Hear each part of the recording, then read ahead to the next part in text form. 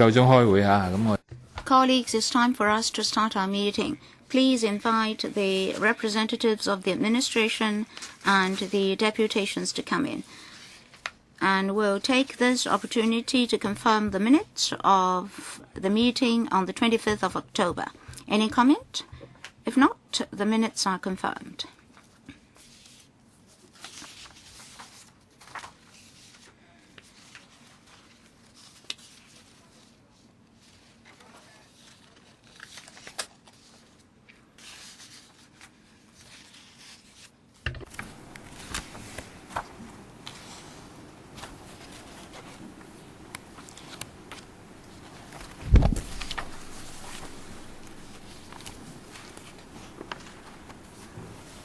好，各位同事，今日我哋 Colleagues, the subject of discussion today is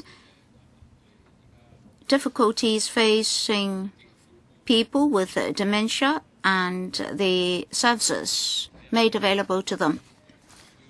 We welcome the deputations as well as the representatives of the administration. Dementia has a number of names in Chinese.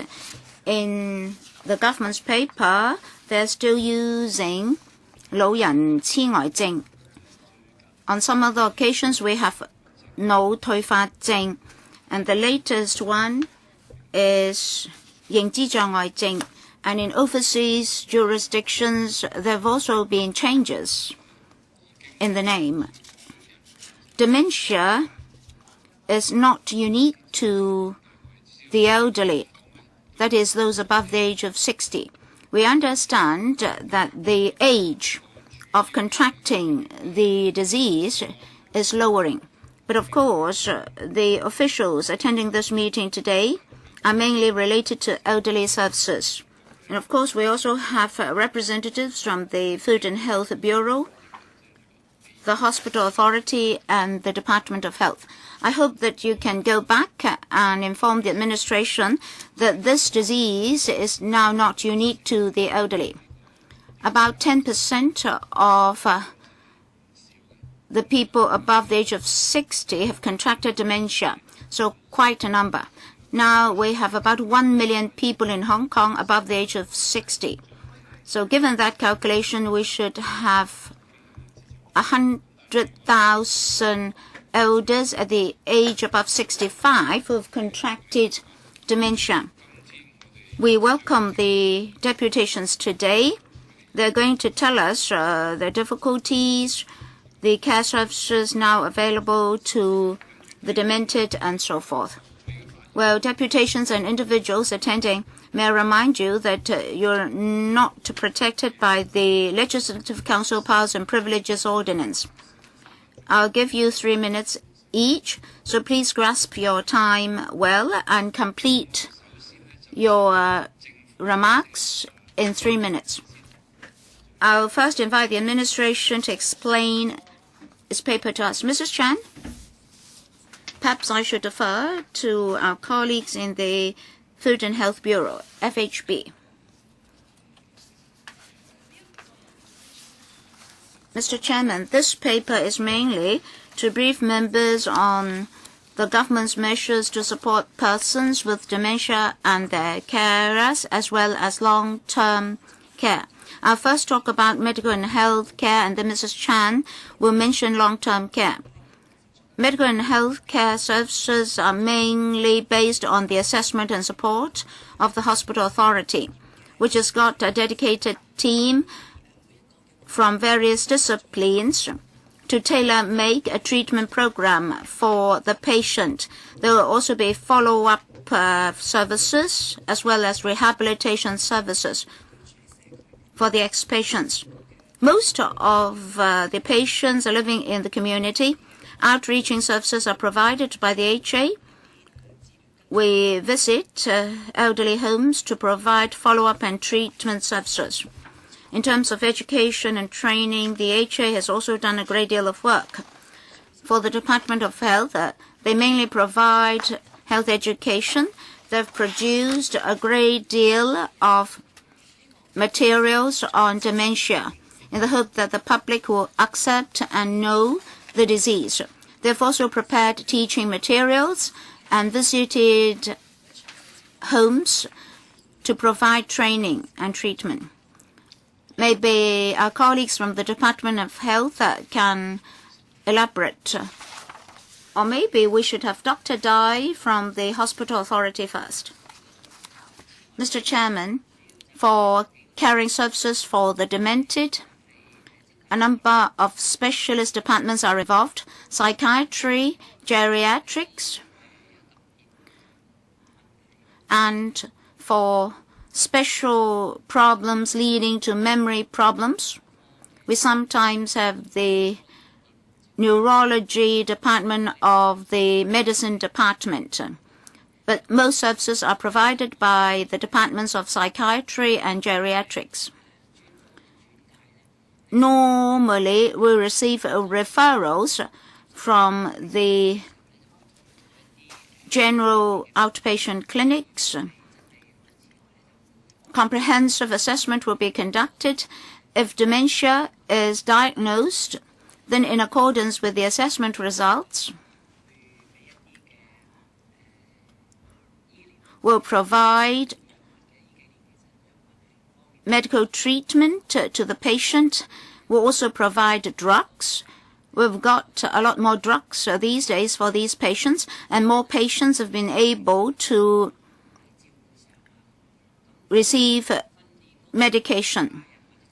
And then there are also care services. For the training of the carers, if necessary, we'll also provide them. Sometimes a patient may need rather long-term care. Such a patient will be referred to non-profit making bodies for day training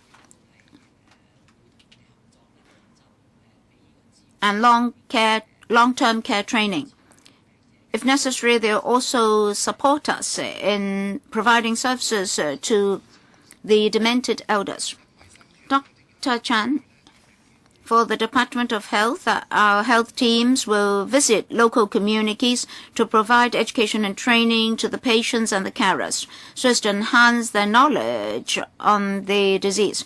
We visited elderly homes, elderly centers, and daycare centers to provide support training. In the past, we also produced health education materials to educate the public on the methods of taking care of demented patients. And today I've brought with me some VCDs. They can be purchased in the 18 elderly centers. We've also produced books to educate the public through various avenues. Mrs. Chan, thank you, Chairman. Labor and Welfare Bureau and the Social Welfare Department have provided supportive services in terms of long-term care. Through our residential homes and daycare centers, we provide to demented elderly patients care services. Through a subvention fund, we provide to social service units, daycare centers, and elderly homes resources to enhance training for their personnel. Apart from training, we also provide activities for them. For 2013-14, this subvention will be around $216 million. We've allocated resources also to improve the daycare centers and residential care homes to enhance their facilities for demented elders, like barrier-free accesses, alarm systems and devices, and so forth. Many demented elders are living in the community. So in our daycare centers, we've improved their area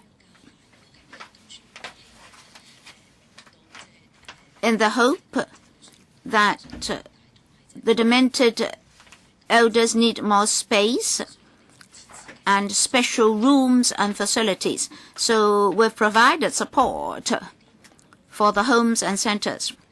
As for the personnel, professionals and frontliners, the SWD also provides training. 480 quotas for this year. Support services are also important. In our daycare centers, our service teams also provide care training for these carers for elders, and other support services have also been provided. The details can be found in our paper. So much for our introduction, Chairman. Thank you. Perhaps we should proceed to the deputations then. 3 minutes each. First of all, Dr. Gemma Law. Good morning. I'm the consultant of the Alliance. In terms of policies, I believe it's better to focus on sustainability and long-term programs. In Hong Kong, our elderly services, when compared with advanced jurisdictions, have performed very well. But for dementia, apparently there's still room for improvement. We should also match the needs of the carers. There are no long-term programs for the patients and carers. Hong Kong's population is aging. That will exert pressure on the whole system. So there should be dedicated care for dementia, rather than putting demented elders together with other elders. Because if they live in the same centers, mental and physical problems may result, and general professionals may not be able to take care of demented elders. Long-term support may lead to pressure on the carers, which may result in abuse. In a family, if there's a demented patient, there may be disputes and breaking up of the family. Very often, family members have to compete with ordinary elders for a place for their demented member. As for those below the age of 65, there are no special support. Doors are open to welcome them only when they reach the age of 65. So we need earlier support and intervention. But in society and in terms of policy, there's no direct support. There are different thresholds for different services. Sometimes it's too late when they reach 65. Is no longer possible to get a place in a daycare center. They have to enter residential care homes for the elderly. So we need to provide a fair circumstance to these people, and they should be respected. General assessment is not enough. We shouldn't wait till they cannot walk, cannot be taken care of, cannot enjoy the elderly services provided by the government. They must not wait till they have to be tube-fed and wheelchair-bound. Next, Ms. Mei Chong from Carer Alliance for People with Dementia. Good morning, Chairman and members. I'm Mei Chong Yutkom of the Carer Alliance for People with Dementia. For the dementia payments when patients, when they lose their ability for judgment, and they can even, some of them even reverse day and night, and they cannot care for themselves and need 24-hour care for these patients. Now, even though we have these centers for old age dementia patients, these serve only the dementia patients over 65 years of age, and only those with medium to severe grade of dementia suffering, and those which have physical mobility problems. This does not provide comprehensive service to the dementia patients at large, and there is no rehabilitation. There's not sufficient rehabilitation facilities and service, and there is no distinction between the demented and non-demented aged persons in their application for support and assistance, and therefore there is overly long waiting time, and the long waiting time had resulted in some of the demented old age people not being cared for, and also for some of the younger demented patients as well. Now, there are some daycare centers for these people who are not cared for sufficiently in the system. These centers are not subsidized by the government, and therefore they have higher fees, which will have to be borne by the families, which would be, and many of the families would find them difficult to support. And they are few and far between, and the families may find them too far away for the demented patients, and therefore many cannot benefit from these day centers. The demented patients need service, and we need the service in the community, for example, in sensory stimulation, short-term care, and other facilities, which will raise the standard of living of the patients themselves and of their families, and also to raise a self-care ability so that they do not have to be institutionalized, and allow the families a moment of reprieve so that there will be sufficient care even within the home. Next, we would like to ask Mr. Tong Chua-ying of the Christian Family Service Center to speak. As mentioned just now, if you know about dementia, this is an illness which requires a lot of work on a sustained basis. And for the training of carers, for training, this has to be done on a sustained basis as well. Apart from some of the institutions which are subsidized by the government and some of the day care centers which provide this kind of sustained training, no other training facilities are provided. But only very few people can benefit from these services, and the others will have to pay for the services which are profit-making.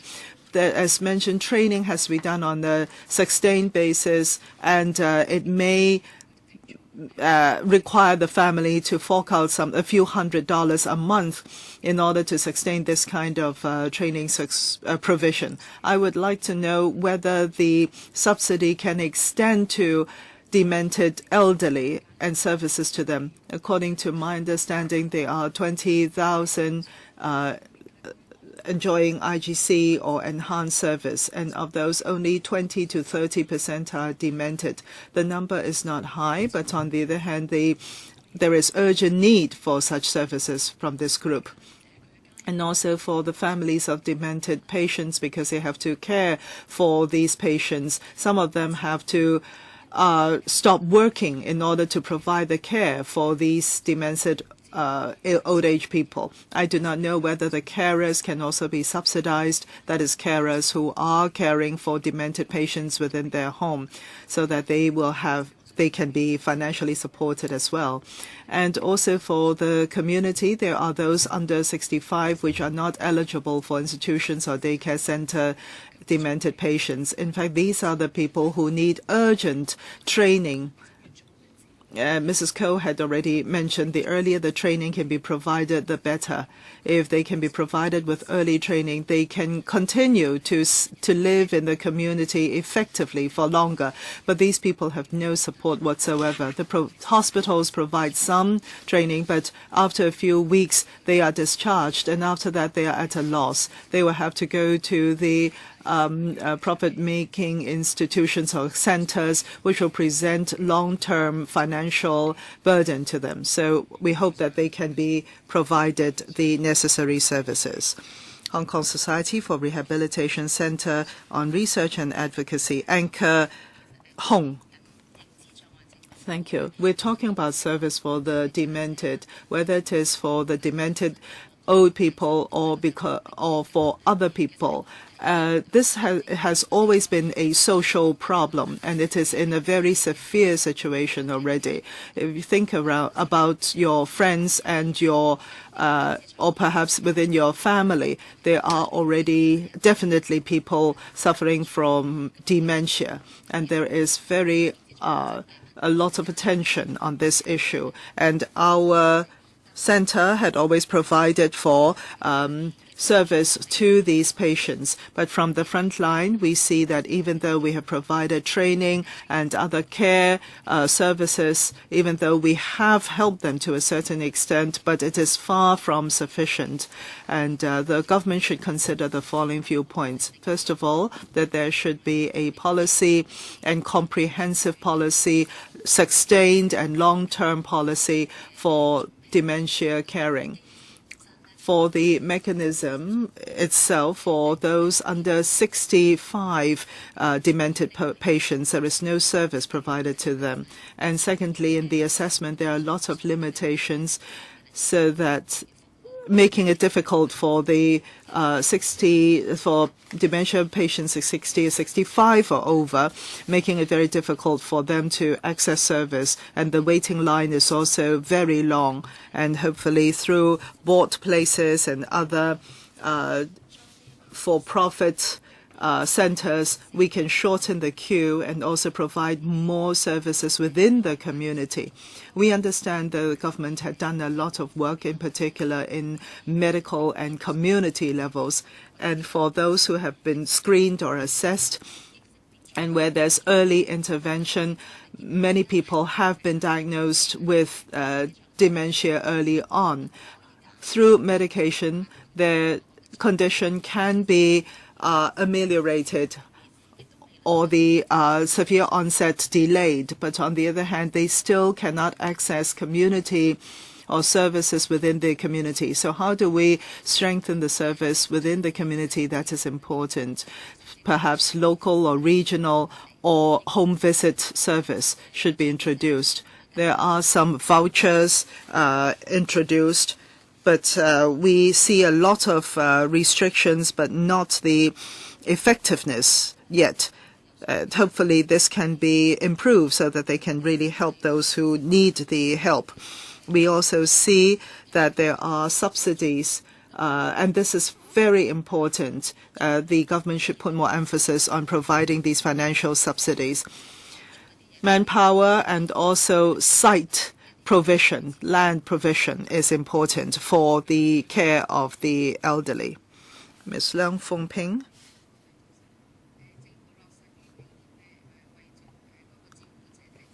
Next year, there will be subsidies for the carers to alleviate the financial burden of the carers and also to provide the recognition to the carers. But for carers who lose their jobs and who have to come up with additional financial outlays such as medication purchase, home training and care, hiring, etc., these are all extra dimensions for the financial burden of the family. And therefore, I think subsidies for the carer is important, and it is not just to assist the poor,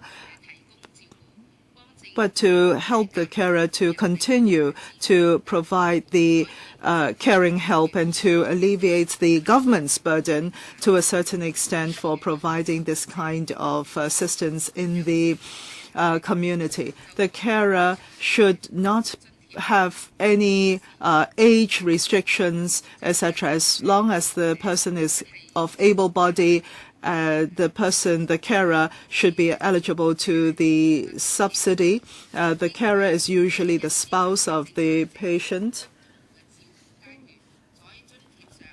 And there should be distinction among the different stages of carer for different stages of dementia, such as the one applicable to physical handicap.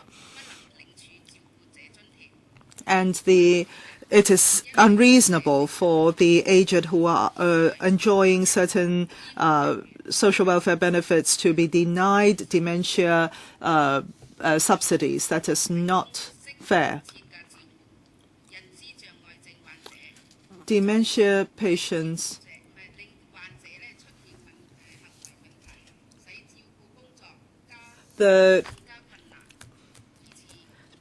we must not wait till the dementia patient had exhibited a series of severe symptoms before care is provided. We should therefore train professional carers for the demented, open new courses in the universities, etc. In view of the aging population of Hong Kong, we must prepare for this to increase the level of knowledge and skills of the carers, so that the demented patients can have the same opportunities in accessing the services and subsidies provided by the government. Ms. Yan Ming-Kit. Good morning, I'm Yan Ming-Kit. Because dementia patients will need to be recognized and assessed by medical doctors and then apply to the Social Welfare Department for subsidies. At present, the patients are referred from the general GP to the specialized doctors, and the two are separated. If the relevant bodies can be accessed by the carers by early referral, so that the patients can have intervention early and have their family members and carers learn of the illness or the caring, how to care for the illness early, that would be beneficial not only to the patients but also to the family. And also they can be referred to the social welfare bodies and organizations, so that they can learn of the caring techniques and also the services provided to the dementia patients. That would also be beneficial. But on the other hand, we know that medical services and support services is insufficient for dementia patients, and they will have to dig into their own pockets for medication and for care. Therefore, I ask that the administration increase resources for these units and centers, so that more patients will use the standard fees to receive the necessary drugs, so as to ease the financial burden on the self-help patients. In the community, there's insufficient knowledge about dementia. The administration should enhance publicity about dementia, so that members of the public will be more alert to the disease. When their family members and friends contract the disease, early diagnosis and treatment can be provided, and there should be more neighborhood help as well as understanding, so that the patients can join social functions and foster social harmony. The medical and healthcare sector and the social welfare sector should join hands in the whole exercise, and hospitals do not get sufficient resources at the moment. Thank you, Ms. Yan. Next, Ms. Wang Pui Yong from 爭取資助院勢聯席. Thank you, Mr. Chairman. I'd like to share with you what were my observations in my work and daily life. First of all, for the needs of the family members of the dementia patients, there's this elder who suffered from a stroke, and the health of this patient was not good. And her daughter, who had been working with a bank, resigned to go home to take care of her mother. And one day, the mother told the daughter that she would like to commit suicide. That's really shocking to the daughter, because the daughter has already spared no effort in taking care of her mother. So why did the mother say so? That dealt a heavy blow to the daughter. Both this elder and her patient came to us to get services. Now, this elder was demented. Her middle-aged daughter was dealt a heavy blow. She suffered from guilty feeling. Her feelings were very difficult to describe. She was very much saddened in those days. So for the family members of the dementia patients, in terms of medical and health care, counseling, social support service, etc., the administration should do more. In that case, when the daughter came, she was very frustrated and she just didn't know what to do. That picture is still very vivid in my mind. And for the elders, the demented elders who live alone, very often they're so-called hidden elders. When they come to us, usually their situation is already very poor.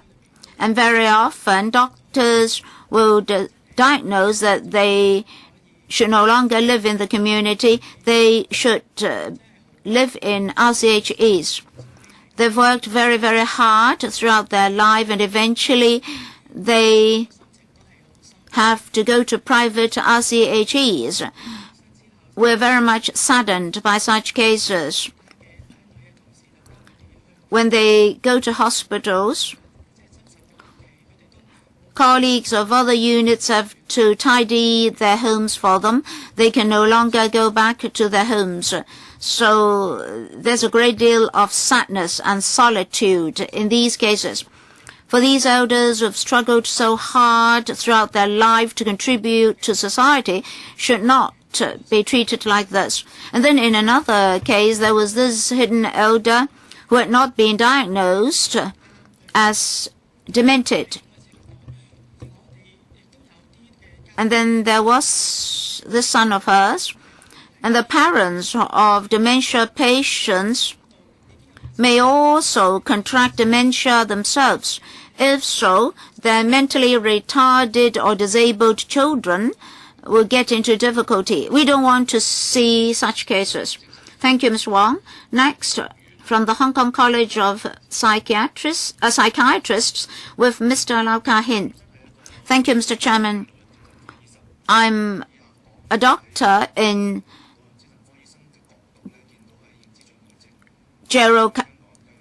psychiatric doctor in the hospital authority. For patients who actually come to us, they are very often not in the early stage of the disease, but in the middle or late stage. Why? Because many people consider it normal for elders to contract dementia. It's just normal for elders to have very poor memory. And even when the disease is detected, the queue is very long for psychogeriatric services. The last one on the queue now has to wait till January 2015. For new cases, we spent 1 hour on each of the cases, but for old cases, just 5 to 6 minutes per case. And sometimes even for simple IQ tests, we can only spend a few minutes for each patient. Now we have to observe rigid rules and guidelines on medication, and doctors have to spend a great deal of time on this. When doctors don't have the time to do the assessment, they ask the patients to buy the medicine themselves. That's not very good. As for training in daycare centers, there are not many places, and transport is a problem. When family members cannot take the patients to our centers, the patients don't come, and training results won't be good. we would like to provide training to the carers, but due to manpower shortage and resource deficiency, we won't be able to do so. Our outreaching teams go to elderly centers to provide services. Very often, the dementia patients are put in the same RCHEs as elders with physical problems, and there are a lot of disputes, a lot of conflicts. We go to RCHEs to provide training, but very often we have to rely on prescribing medication for the elders. And the family members may find, say, their parents deteriorating. So we should have more places in RCHEs. As for medication or otherwise, nowadays, non-medication treatment is also used. But in Hong Kong, this is not done sufficiently because there's not enough time, not enough resources, not enough facilities. Well, I don't have enough time. I'll stop here. Sorry, not enough time, Mr. Lau. Next, from the Hong Kong Jockey Club, we have Ms. Venice Ho.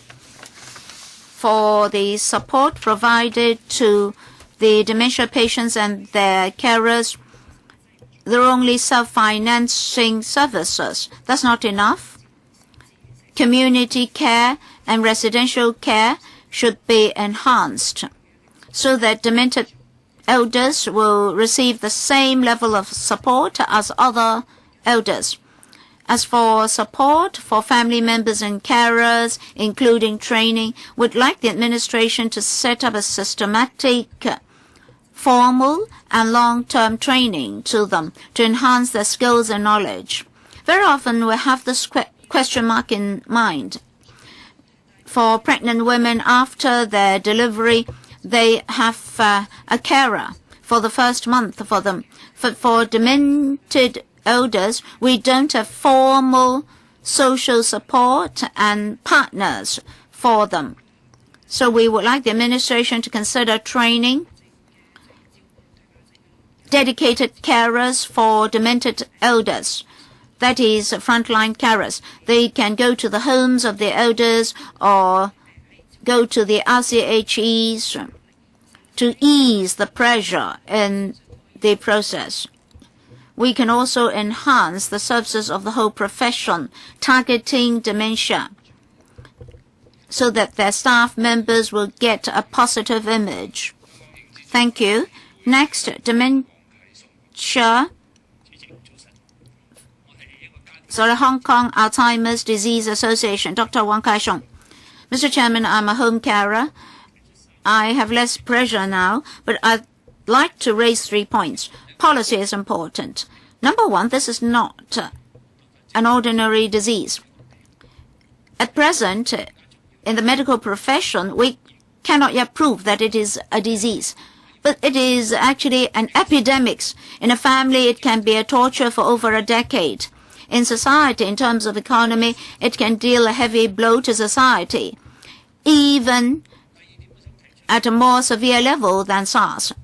Number two, we should, to a great extent, enhance the knowledge and skills of family carers.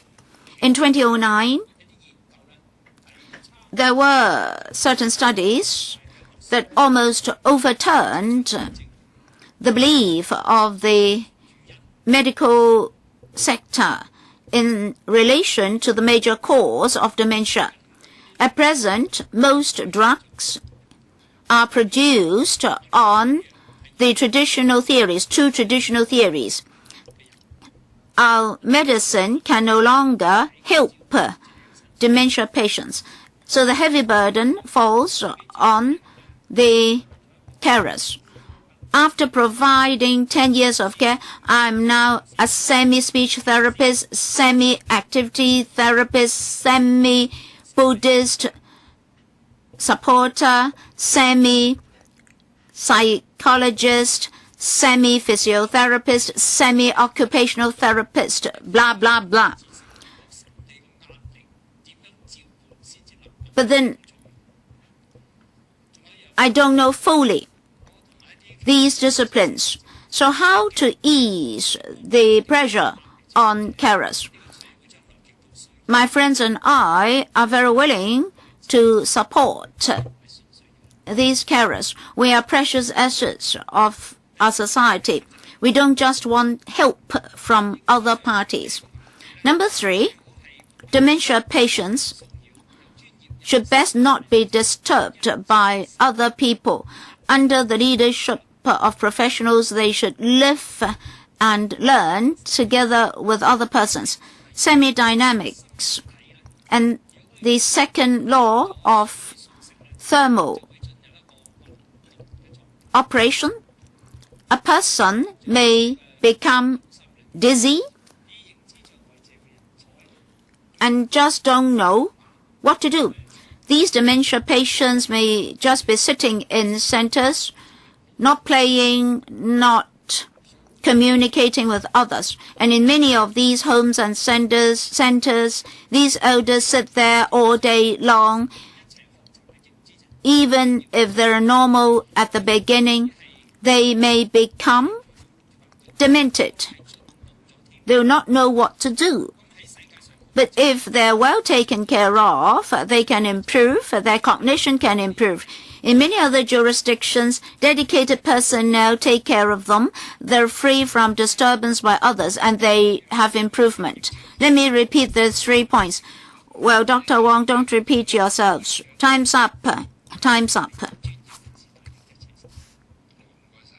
Thank you. Next, Hong Kong Physiotherapists Union, Mrs. Eleanor Chan. Good morning, Mr. Chairman, members and officials. On behalf of our profession, I'm attending this meeting today to offer our comments on dementia patients, and services provided to them. The number of patients is growing, but the government has not got dedicated policies and strategies to take care of them. Just now we learned of manpower shortage in the medical and healthcare profession and the social welfare sector. There's an imbalance.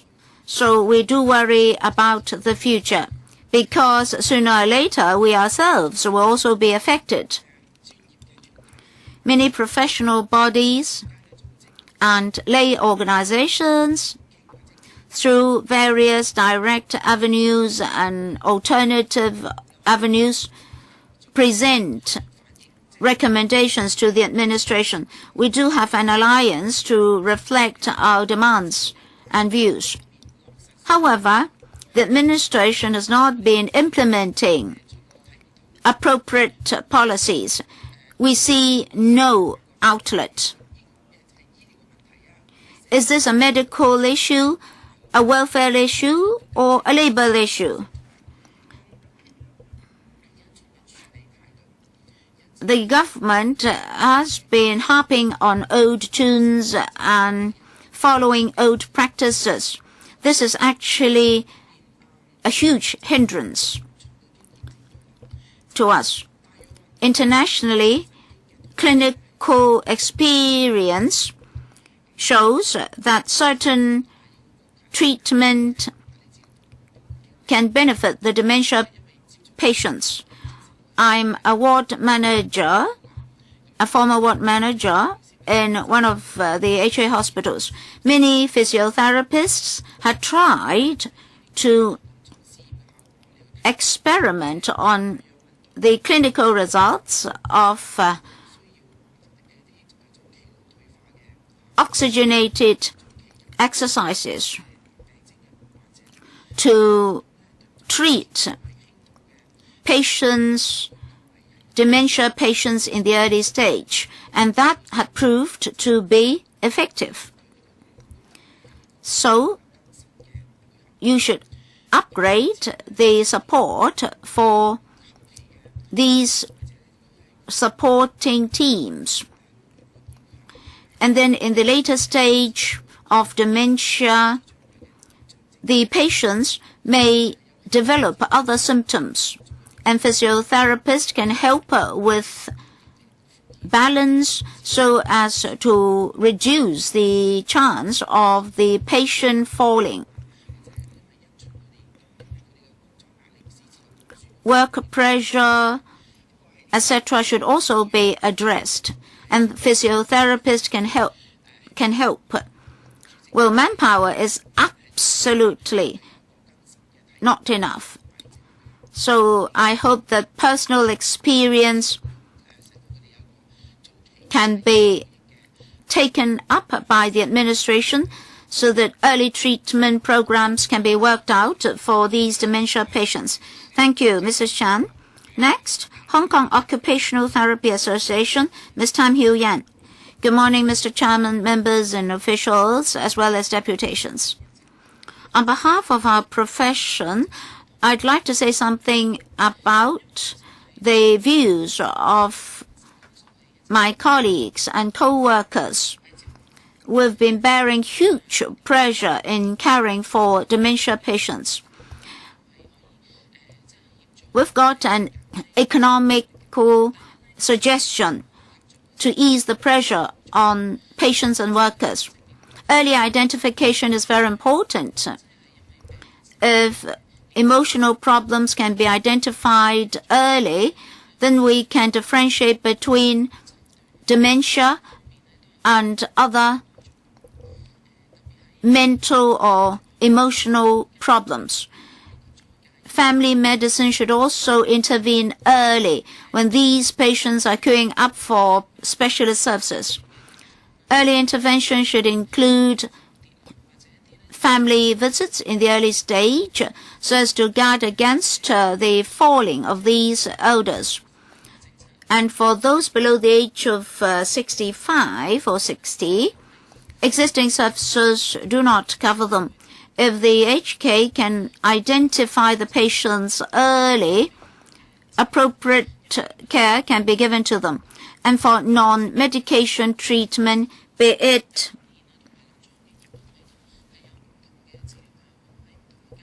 oxygenated exercises or other forms of treatment, clinical experience did prove that they're helpful to the dementia patients to various extents. As Dr. Wang said, we do not have sufficient professionals to provide one-stop services to identify these patients, to prescribe treatment in accordance with their conditions, etc.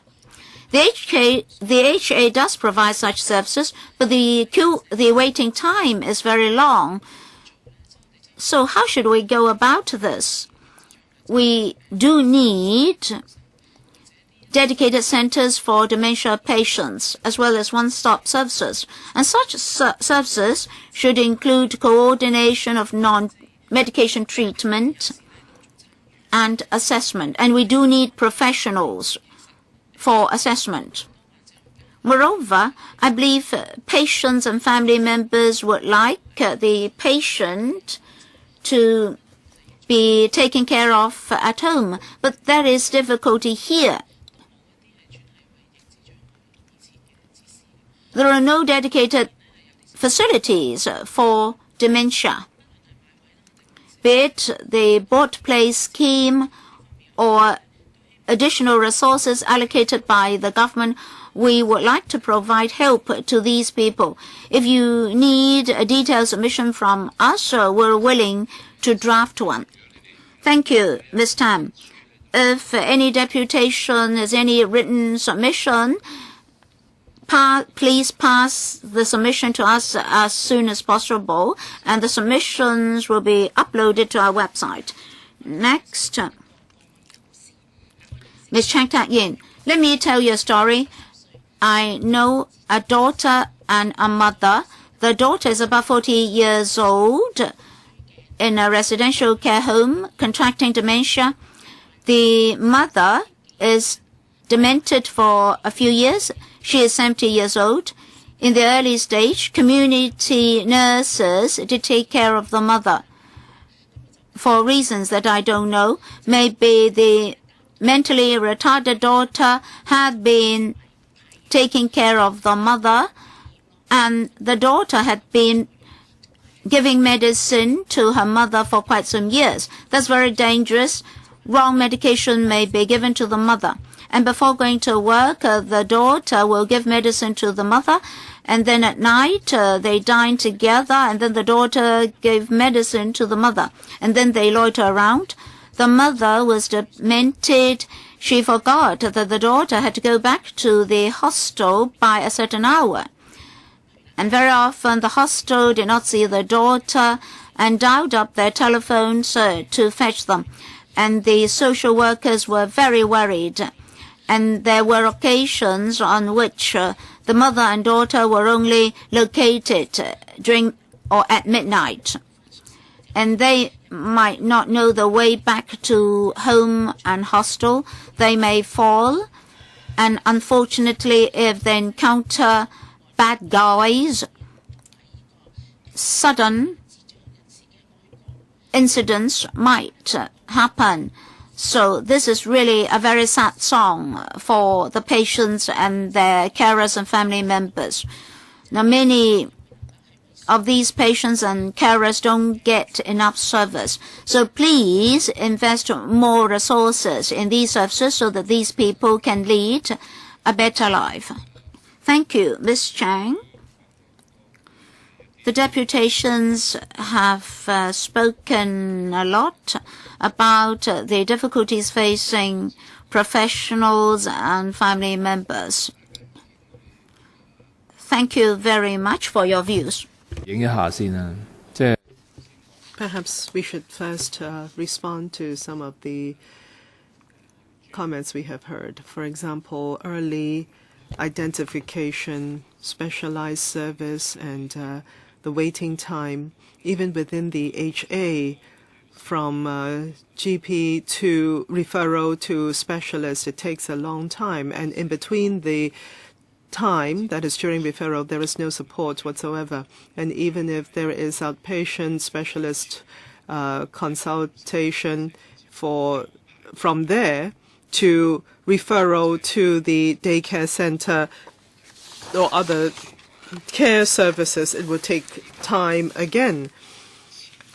It was mentioned just now that there are 11,000 or so people who are identified as suffering from dementia. But in fact, we are really talking about over 100,000 sufferers in Hong Kong. Why is identification done so poorly? Can you please respond on those? Is it Ms. Cheung or is it Mrs. Chan who will answer to those questions? Yes, Ms. Cheung.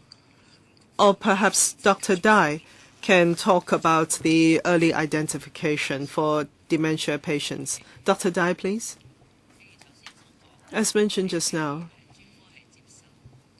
the specialist clinic do receive referrals, and the GPs upon referral, there will be a queue set up for the clock for the waiting time will start clicking, and for the general waiting time, generally at present, it would be about 40 weeks to about over a year. And the geriatrics specialist will be able to see the patient after that time. And at the consultation, there will be an assessment made. For some urgent cases, which require comprehensive assessment, we have a memory clinic to do this comprehensive assessment. As mentioned by some of the deputations just now, there are cases which are not assessed until an advanced stage of dementia. And in fact, at those stages, the patients would need care rather than other things such as comprehensive or lengthy assessment. Some can be helped through medication, some others can also benefit from certain trainings, and we will try to identify these early. According to the actual condition of the patients, we will set our priorities for treatment. Now, if it is an early stage and there can be medication and treatment, we will do so. But of course, if the patient needs training, then we would refer the patient to certain social welfare bodies and organizations to receive that kind of training. We also see the need, and internally we are also discussing how we can help the patients who have been referred to us to have early or earlier treatment and assessment. And also we know that for the social welfare side, there are certain services which have been added, and we will refer the cases according to their needs. As for diagnosis, why is the figure so low for those diagnosed with dementia? Mr. Chairman, you will have to understand that we will not treat the patients according to the diagnosis. When the patients arrive at our clinic, we will try our very best to provide medication or non-medication care to the patients as best we can with the resources that we have. But in terms of coding in our system, for psychiatric, the entries for psychiatric patients would be more comprehensive. And further, for some of the dementia patients, they may not only be suffering from dementia, and at the time we see them, perhaps dementia was not the case or the condition most requiring urgent help. And therefore, in the coding, these patients would not be coded as dementia patients. So if you get the information from our system, there is no such coding for these patients. But it doesn't mean that when the patient is in front of the doctors, we do not treat them just because the coding does not carry dementia. So we will look at the case and the conditions and provide treatment. So it is just in the coding that dementia is not recorded. That is the situation. So the figures do not reflect the actual care and treatment that we provide to the dementia patients. So you're saying for the number in the paper, it is because of your administration coding system or recording system, which does not reflect the overall situation. Will definitely not reflect the overall number. But this number of patients would affect the entire planning, for example, in resources allocation for social welfare to dementia patients, because they rely on this figure of yours. If they see that in the daycare centers and the community centers it is sufficient to sustain this number of patients, that is highly problematic. If the figure is so low, then I think this administration coding will have to be corrected as soon as possible. Well, this is not a mistake, but this is the number from our coding system. We understand this problem, and I know that the planning and projection is not done purely on the basis of these figures. That's not for you, Dr. Lai. The Social Welfare Department does rely on this on these figures. The government departments do. They look at the numbers that you provide and plan accordingly. 希望你能 I hope that you can rectify your system as early as possible. Communications and science and technology are so advanced these days. you should be able to identify from your system, say how many diabetes patients we have. Of course, these patients may also be suffering from heart diseases, etc., etc. But you cannot then say that these patients are no longer diabetes patients. If your system is so backward, you should rectify it. Mr. Chairman, we understand that. We'll try as far as possible to improve our coding. Yet let me reiterate that in terms of planning, we won't just base on the figures in our coding system to provide services. Understand the welfare services are not just provided to the cases referred to us by the HA. Understand that the Labour and Welfare Bureau may not just act on the referrals from the HA. Well, you haven't addressed the waiting time issue, but I'll leave more time to our colleagues. Any more supplement from the Food and Health Bureau? Mrs. Chan? Thank you, Chairman.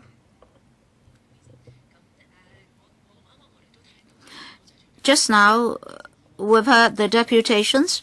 We'd like to thank them on various occasions. We've heard from deputations this need for ancillary services and support services for the demented elders and their carers. For the demented elders, in terms of daycare services and residential care services, many people have expressed the need for dedicated services, and that viewpoint has been raised on many occasions. We now have diversified services. Demented elders need different services at different stages in terms of support. Not a few of these patients are actually in the community. In Hong Kong, we have 66 daycare centers or units. At least in each and every district, very near to any demented elder, there is a center or unit. For long-term care, we don't just target the demented elders. Long-term care in community is very much needed. Demented elders have different needs at different stages. They need dedicated services. At the same time, they need existing support and ancillary services. So, in our view, we would like to, through the existing 66 centers and units, to provide a dementia supplement to them so as to enhance targeted services. Then, demented elders may, in the vicinity of their homes, obtain these services. Through the dementia supplement, be it in daycare centers or RCHEs, will be able to provide the necessary services. Our assistant director can supplement. As for the support for the carers, as mentioned by many deputations just now, we understand the need. As we said, for the training of carers, we've all along been providing training to the carers. And for the district centers, we've given each of them seed money to provide the service. As one of the speakers said just now, what is already underway is once a carer has learned the skills and knowledge, once the carer has gathered experience, he can be a trainer himself. So this is a train-the-trainer approach, which is a very good approach. Carers have personal experience to teach the new entrants. This approach is worthy of our encouragement, and indeed we are already doing that. So we encourage the enhancement of existing training services. Perhaps I should defer to our Assistant Director. Mr. Chairman, facing an aging population,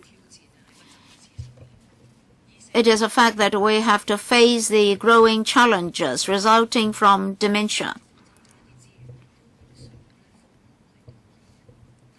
There's a huge growth in resources in this regard in the hope that our services are appropriate. In particular, for daycare centers, our services are not yet up to standard and expectation. We heard that many elders have been sitting there all day long. Now we've provided subvention to these centers and units. Should we get such services? I personally visited some formal daycare centers. The fact is that for new cases and old members, as I was told, almost half of them have contracted dementia, and some cases have actually been confirmed. And of course, today we don't have providers of formal services here.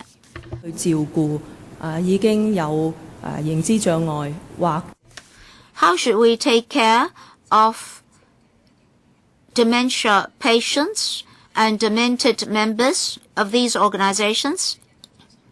In the past 2 years or so, we have given more space to these daycare centers and units. So right from the design stage, we try to, as far as possible, provide demented patients of different stages to receive services. Yes, old centers are small. That's true. The organizations themselves have used their respective methods to dedicate a certain area for the dementia patients. For the physically weak elders, very often they receive training to treat their dementia, like memory training. These are professional services. We have hugely increased our subvention for dementia. These centers have to enhance their manpower level. We have to respect the organizations. So we leave the decision to them. There have been more social workers, nurses, therapists, and care workers. And in the past year, in 2012-13, over 1,000 programs were launched. They're all dedicated programs. Well, it's still not enough. Given an aging population, some members of these organizations might be normal members, but gradually they might become demented. Once it is confirmed that a patient has contracted dementia, the patient or the member may have to be transferred to another center. That's not very ideal. Most elders have to age in place. So in future, probably we should do more in elderly centers. Early intervention is good. I'm not actually talking about diagnosis. I'm talking about identification. An early referral should be effected. Enhanced support is also very important. We now have 210 elderly centers. Are they already doing this? Maybe they're still organizing picnics, vegetarian meals, and so forth. We have to provide training because in the past, they got very healthy members who still served as volunteers, but gradually their members are suffering from cognition problems and other physical problems.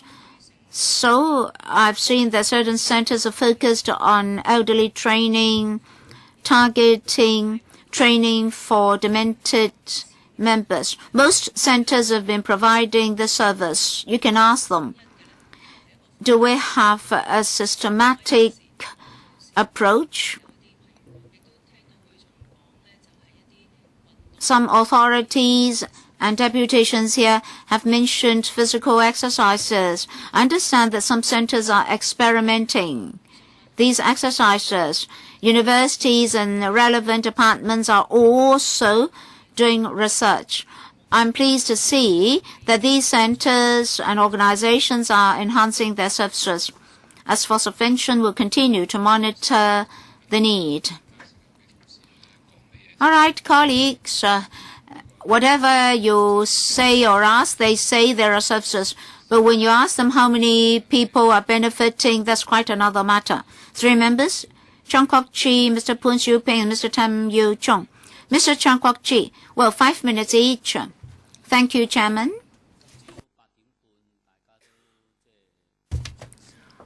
This morning at 8:30 a.m., we're all very punctual in attending this meeting. Thank you very much for your support. You've given us this message that you do have some aspirations and demands, and you told the government the reality.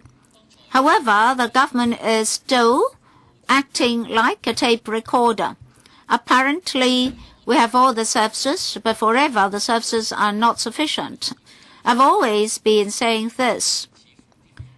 Apparently, today's discussion indicates that money had been spent on certain services, but those services had not been able to attain their goals. Let me ask for some information first. For the HA, do they have cases or figures for people below the age of 60? Secondly, in the paper,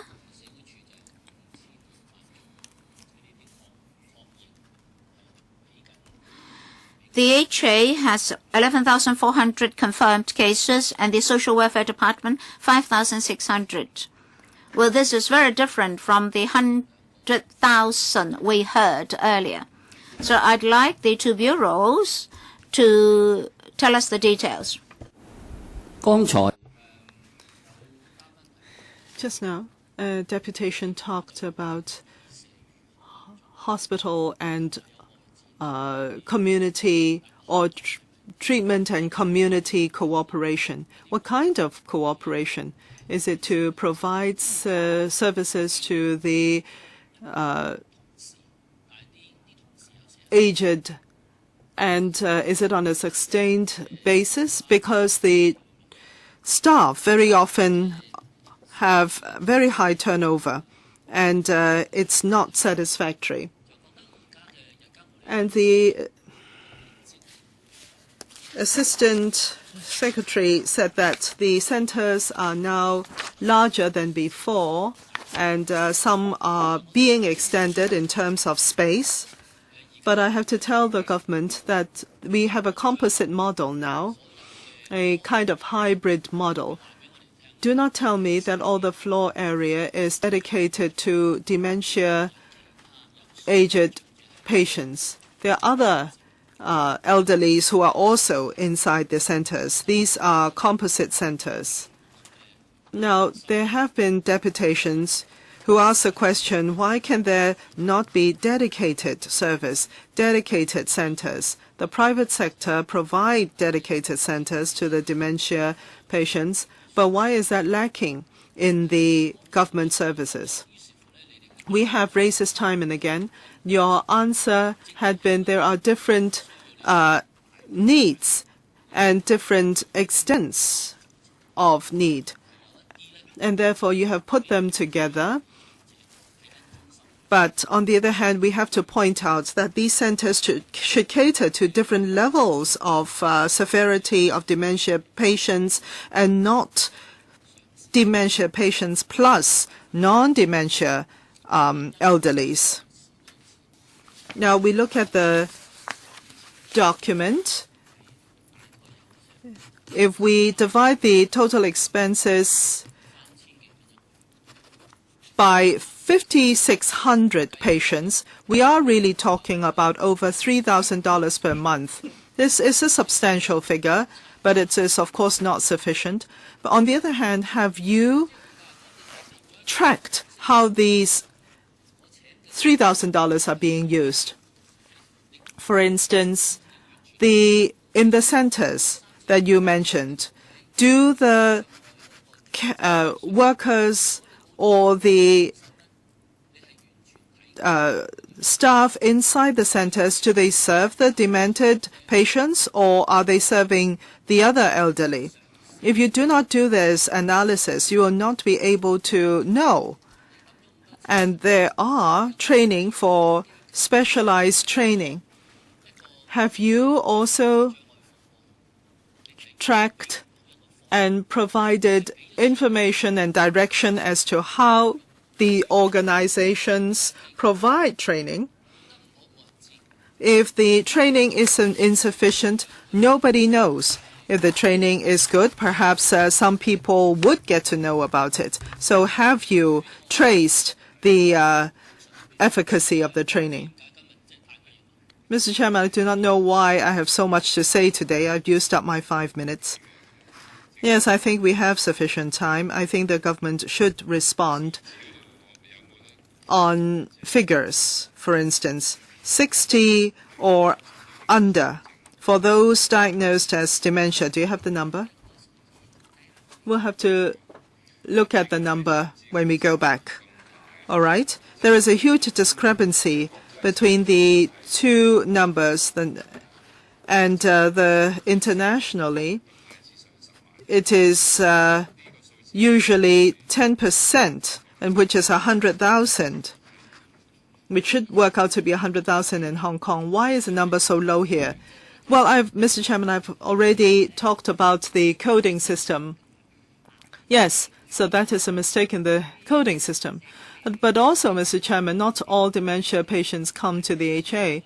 The private consultation, private doctors also would see dementia cases. The study some time ago was 90,000 demented patients in Hong Kong. Not all of them come to HA facilities.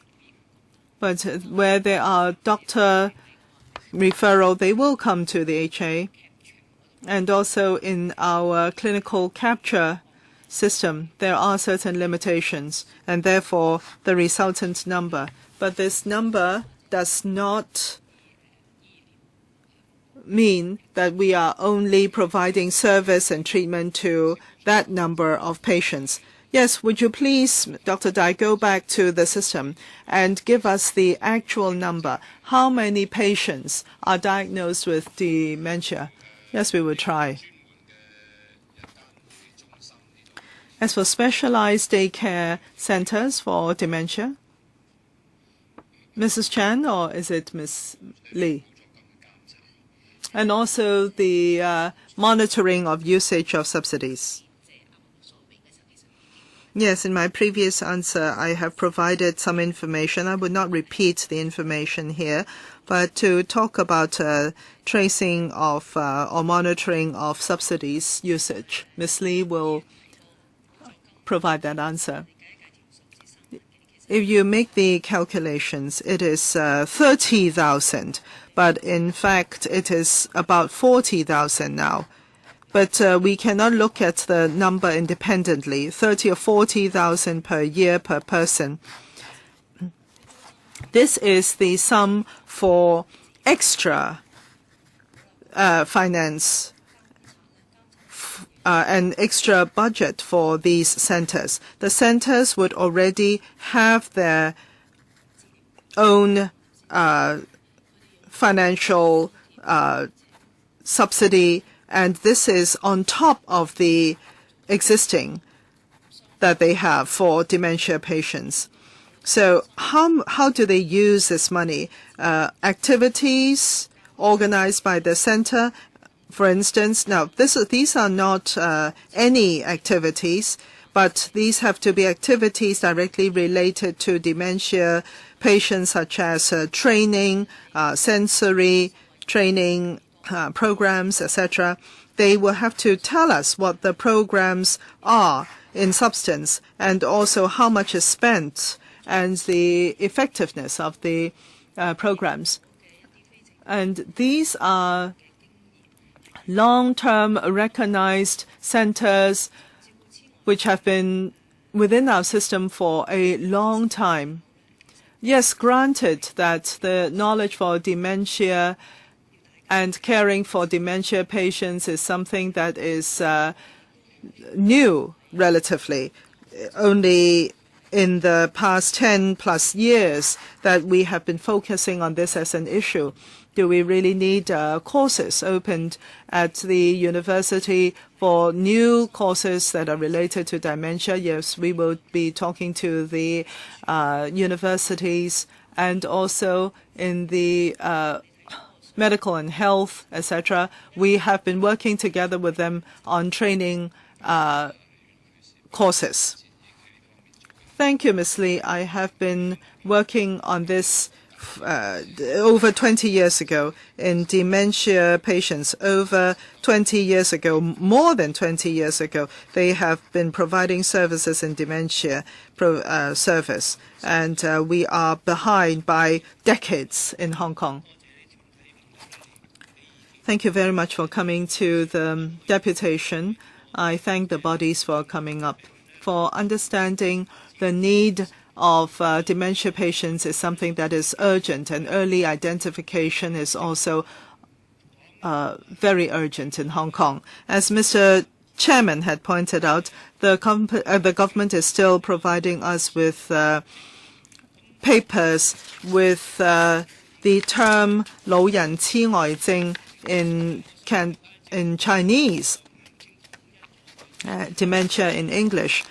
There are different usage in terms of the dementia in Chinese. Can we first of all homogenize the usage?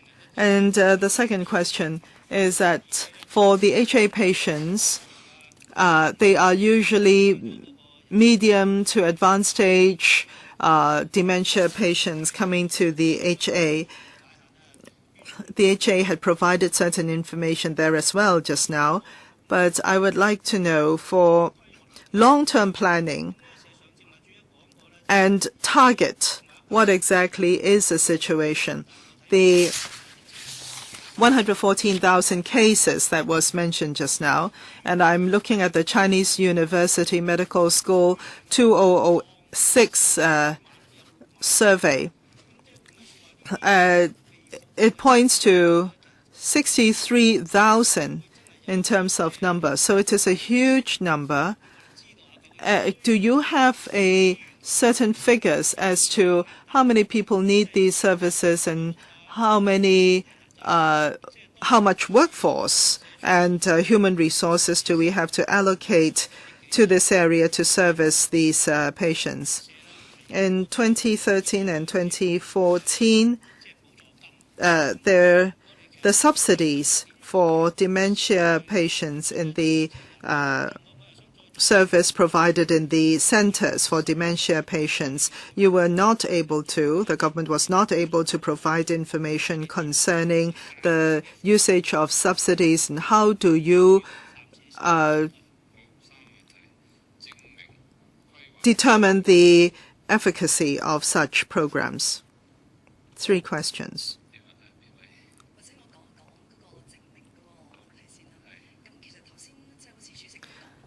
Mr. Chairman, you have just mentioned that for professionals there are different definitions and different names for dementia in Chinese. And for the government, we are open for geriatrics professionals and specialists and psychiatrists. If they can reach a consensus on terminology, we would be happy to follow. But the question is, or the problem is, for the specialist groups and the professionals, there are different views as to how it is called in Chinese. Perhaps Dr. Tai can also comment on that as well.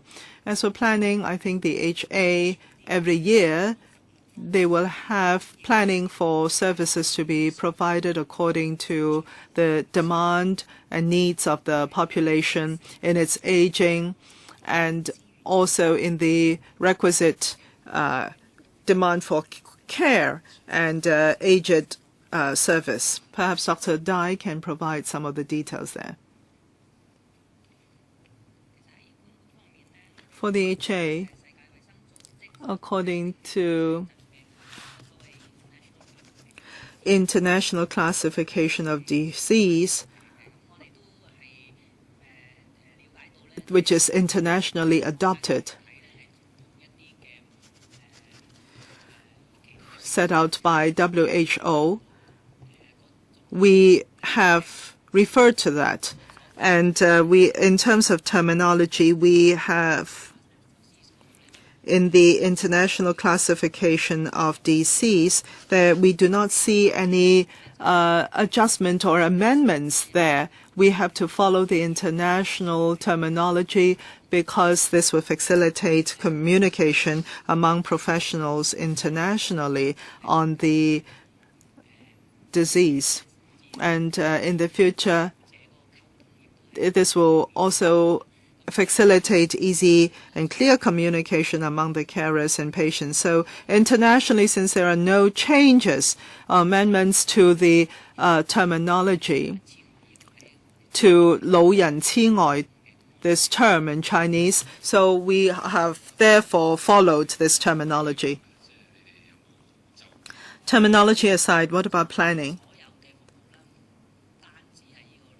Not only in dementia, but for all other services as well, we periodically adjust our planning according to the population demographics changes, aging trends, and new technology, including new medication. We review our plans from time to time, and so it is true for dementia treatment as well. Can you provide to us some the planning for services provided for dementia? As mentioned just now in the question, how many patients do you think there are? And will there be commensurate enhancement in terms of service and number of staff allocated to the service for the dementia in the next few years? Well, Mr. Chairman, let me clarify. Yeah, we will review the plan. Well, of course, you will have resources. What I'm saying is, on dementia service, do you have exact resources allocation? Well, actually, Mr. Chairman, at this point, we do not have a blueprint, if you will, concerning the resources allocated to dementia. So you're saying you do not plan on dementia needs, but really just for the aged, planning for the aged you do, but not for dementia or aged dementia. We do not have these figures, meaning they don't. They don't. Subsidies.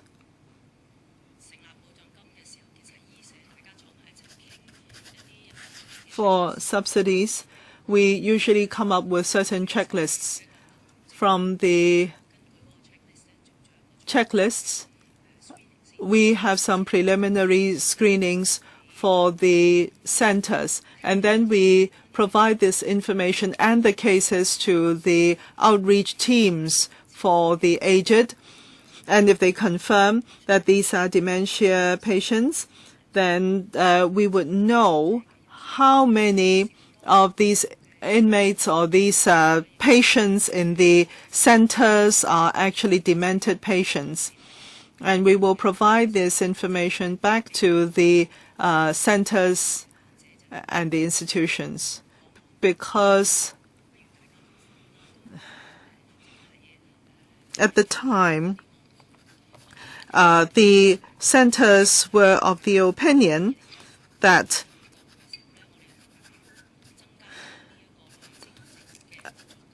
the subsidies should be widely distributed. And in 2012, all those centers which have dementia patients in them would be given the subsidies.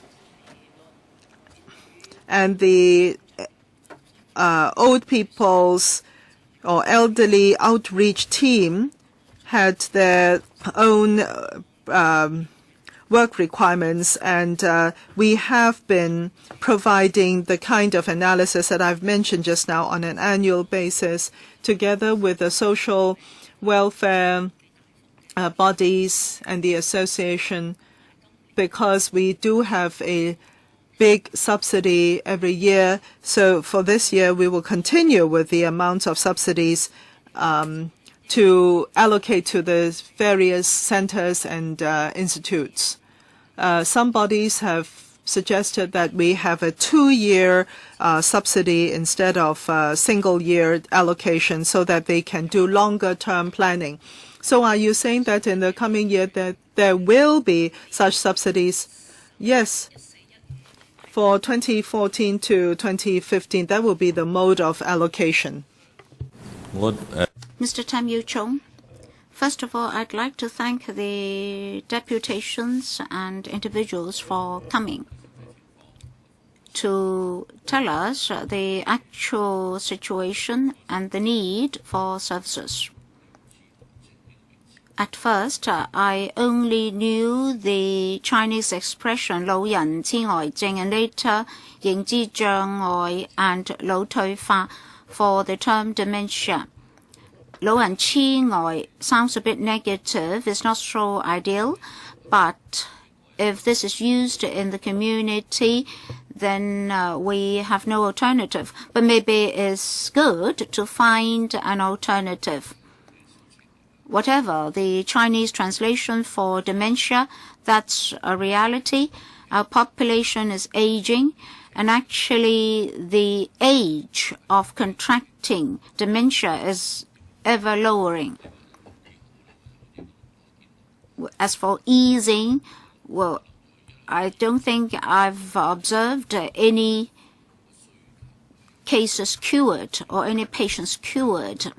So demand for services is important, and it's very difficult for family members to take care of dementia patients. To the family, the most needed service is respite service. The demand is huge as well as urgent. May I ask something about the daycare centers? What about the waiting time? How many people are waiting? In case of emergency, can the patients and their families obtain services? The hospital authority is handling over 11,000 cases. Just now, we also heard about outreaching teams. I'd like to know more about the outreaching services. In RCHEs, for the elders who are ill, how many visits are paid to them, and what about the manpower level? Assistant Director, waiting time 1,600, almost 1,700 waiting. Average waiting time around 7 months, a bit more than 7 months. Mr. Tam is concerned about urgent cases. In fact, every center has some respite places. For a stay of, say, 2 to 3 days, we do have day respite places in daycare centers. In daycare centers, we'd like to increase these quotas. Next year, we'll have 100 odd more. For community care vouchers, They cover 800, almost 800 daycare respite services. These are community programs in the 8 districts where the programs have been launched, with altogether 800 places under the voucher system. I hope this can ease the waiting time. Well, what about outreaching services? HA? In the HA, we have 2 major outreach services. One is the SCNAMES. The team visits elderly homes. At present, about 650 RCHEs have already been served, including both subvented homes and private homes. And outreaching services for psychiatry cases, they cover almost all RCHEs, including almost 200 private homes. These are interdisciplinary outreaching services. For elders showing symptoms of dementia, the RCHE concerned will invite the team to conduct assessment. If medication or non-medication training are needed, our outreaching teams will also teach the staff members of RCHEs how to handle the elders concerned. And of course, we have our community nurses. For elders living in their own homes, our community nurses, community health nurses, outreaching physiotherapists, and occupational therapists will, on the basis of demand, visit the homes of these elders and conduct professional assessment, as well as offering advice to them. For example, they will advise the elders how their home should be retrofitted, and there are also training provided. So that's outreaching. Mr. Leung Yiu-chung. Thank you, Mr. Chairman. I'd also like to thank the deputations and individuals attending today's meeting to express their views. However, I'm worried that after expressing their views, they should expect that sort of answers from the administration. There's no improvement at all. I'm not sure if you will come again next time. From the reply of the officials, you see that they did not actually consider your views and assess whether your views are correct or not, good or not. They just tell you what's already there. For example, you said that early identification was good. The government replied that they should wait for referrals. That is a waiting time of 40 weeks. But then the government did not tell you whether referral is good or bad. The officials were only telling us that after 40 weeks' time there will be an assessment. So whether or not early identification is good or not, they did not reply. They did not say either if a waiting time of 40 weeks was appropriate or correct. You expressed your views, they expressed their views, and then meeting adjourned. So what do you feel? Sorry, the speaker is not coming through. Sorry, the speaker is not coming through. I looked at different cases every day. The family members cry in front of me. I conduct home visits even on Sundays. It's because of this long waiting time in community. I'm the first in St. James Settlement to establish a self-financing program for dementia. And every year, because of the targeted fund of just over $100,000, I had to spend a great deal of time to write up a proposal. now there is this half-half sharing with family members, and every day they have to pay $200 to $300. Every year they earn only $10,000 a month. If I visit my parents, what about my livelihood? If I don't visit my parents, they'll grumble. So even at a monthly earning of $10,000, the families concerned won't be able to sustain themselves. Yes, there's training, but not enough. In the UK, it's not that simple. Physical, social functions, mental training, etc. Endless training and care until the patient passes away. All right, you have dementia, you take RACEP. When you're married, you just take back your parent. All the doctors are saying the same. Why do we have this alliance of family members? We mutually support ourselves. We are reducing the financial burden of the government.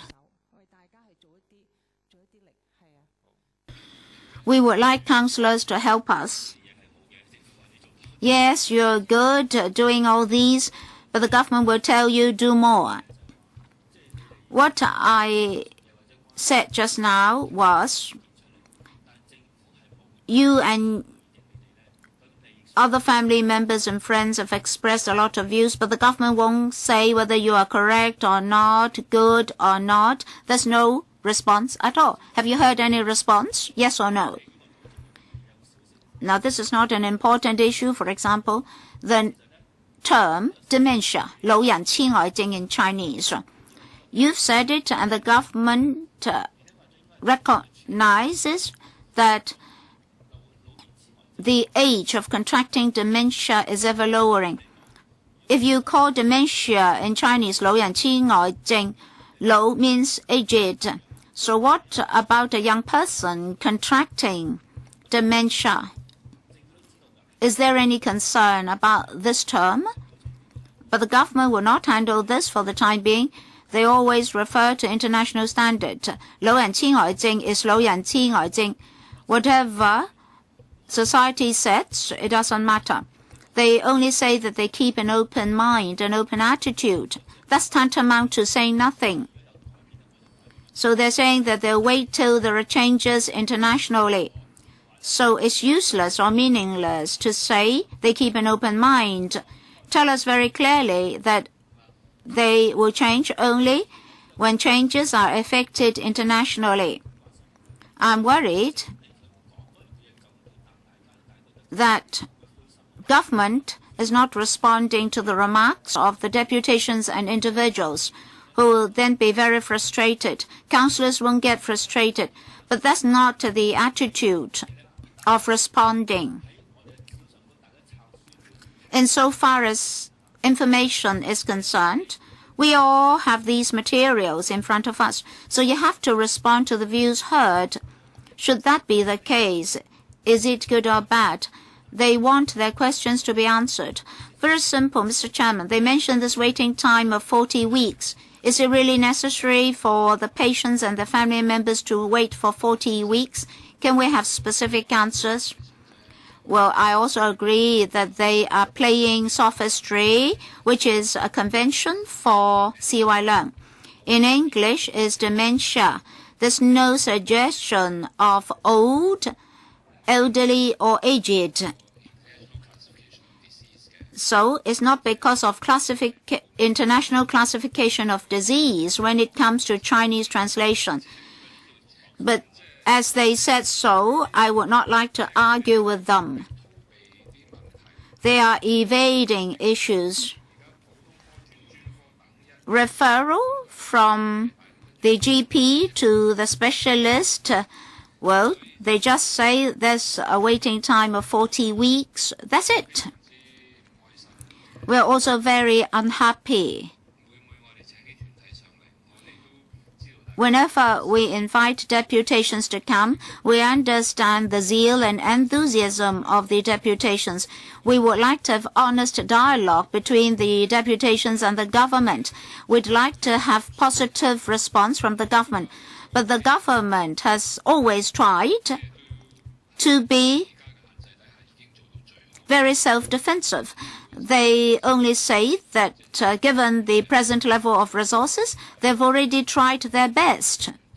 So, the present situation will continue. I hope that the deputation should not be too disappointed. Given this government, we should not have much expectation of them. But this is a council, a LegCo. This is a platform for views to be reflected.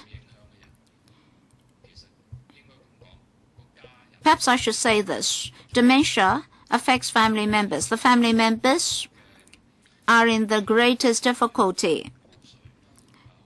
Dementia may lead to the breaking up of families and tragedies. To the whole family is a torture. One of the friends here just said that dementia can deal a heavy blow to society. I hope the government can face up to this issue squarely. Any response to Mr. Leung Yiu-chung's remarks? In actual fact, you don't have policies to address the issue. You don't have a system to coordinate the services and needs in various stages. You don't even have dedicated services. For so many years, they've been asking you to provide dedicated services. Yes, you mentioned self-financing schemes, but no money, no service. Is it that you have not seen the problem, or what? Just look at your response today. I've asked questions, deputations have asked questions, councillors have asked questions. Whether it should be Mrs. Chan answering the question, we don't know, or Ms. Zhang answering the question, we don't know. Who's coordinating all these services?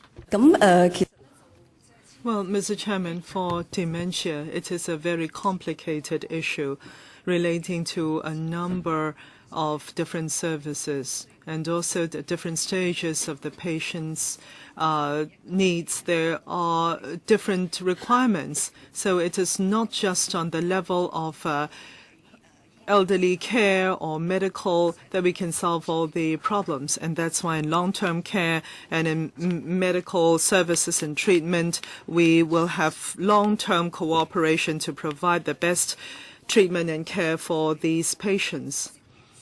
And very importantly, there will have to be identification early on. And another issue would be the home care for these dementia elderly. And also community service for them is also important. As mentioned just now by the administration, there has been a lot of work done in this regard, but there is still a lot of room for improvements. For the rising trend of dementia sufferers, we do see that, and the government is concerned about that as well. Mr. Cole, the head of the medical and health, he has set up a committee to review the psychiatric health and psychological health. That includes a number of areas: elderly, youth and children needs as well. And dementia is also one of the areas that we'll be looking into by this committee. It reviews the policy for psychiatric and psychological health, and also to find out in the longer term how we can better plan for providing services to the Hong Kong community. And we will also have a focused exploratory review and work on dementia, apart from the departments and the relevant sectors. We will also have a wider range of people, including professionals, psychiatrists, LegCo members, as well as other members of social welfare and from the care services as well, to sit together as to how we can deal with this dementia issue better. Mr. Chairman, I would like a paper from the administration as to why they cannot have a separate policy dedicated to dementia. Why can there not be a dedicated separate policy devoted to dementia? Yes, they have talked about dementia and its many myriads of issues, but they have lumped them together with social welfare or elderly care. Why can they not have a focused, dedicated policy? That is a question. Can they perhaps address the issues one by one if there are problems? Yes, how will you, Mrs. Chan, how will you be proceeding with this paper? As Ms. Cheung had pointed out, under their department, they have set up a review committee. Now, that is for psychiatric health. Yes, the committee will also be looking into dementia as well. In the past period of time, we do see that this is an area that we will have to focus on. And the committee will also be focusing on this area. I do not understand, Mr. Chair. I do not understand what you were saying. I heard that from many of the deputations, etc., that there should be a dedicated policy for dementia, but you're lumping it together with the other things. You're saying that there will not be a separate policy? Do I remember? Yes. Dementia is but one of the areas, and it is not dedicated, it's not focused, it's time that we focus on dementia. And for dementia patients under 60, they go to adult psychiatry. You do not have that information. And yes, exactly. Why is there no dedicated policy for dementia? Well, of course, if you put it positively, what have you done for the dementia? You have a long answer to my question, but my question is, why not a dedicated policy? Because of time constraints, I think we may have to conclude the meeting 10 to 15 minutes after the appointed time. Yes, 15 minutes. Dr. Wang, please be succinct. I agree with Mr. Leung, because dementia is not a cat, it's a tiger. As I have mentioned earlier, you do not see it as a disease pathologically, but it is a condition that affects widely society. In this fragmented government, we cannot solve the problem adequately. In the future, with dementia sufferers increasing in the community, how do we have a housing policy for these for this condition, that is, increased sufferers? I think it is not only a medical situation or issue. As for diagnosis, it is but a measure that is directly relevant immediately to the government and to the carers and to the patients.